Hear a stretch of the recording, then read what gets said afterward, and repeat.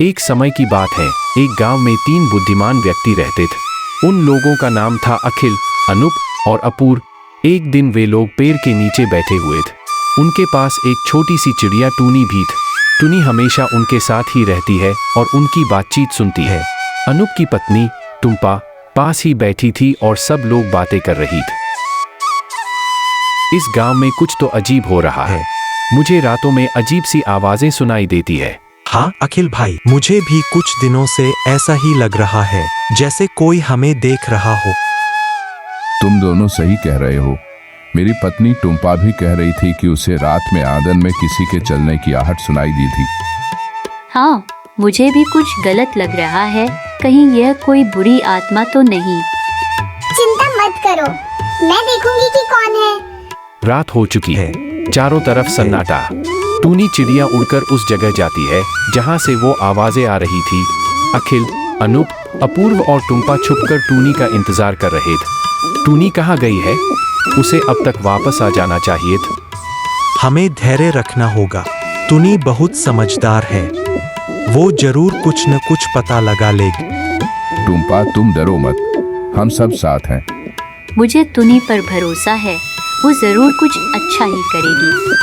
कुछ समय बाद टूनी वापस आती है। उसकी आंखों में चमक है और वह तेजी से चहक रही है। वो तीनों और टुम्पा उसके पास आ जाते हैं।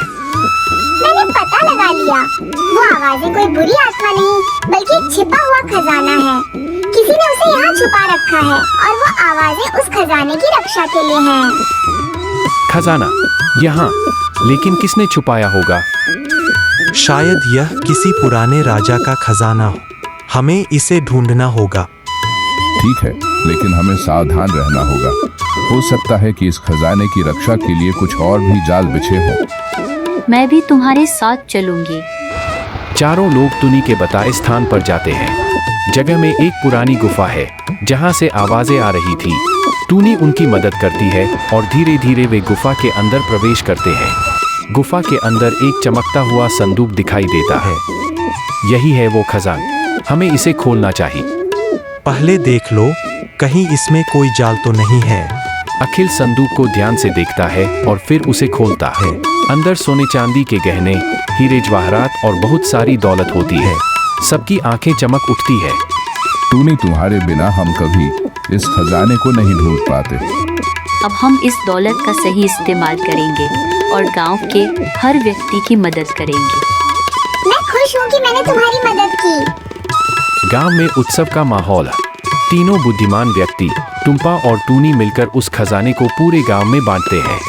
सभी खुश हैं और मिलजुल कर रहते हैं। सच्ची बुद्धिमानी हमेशा अच्छे काम में लगानी चाहिए।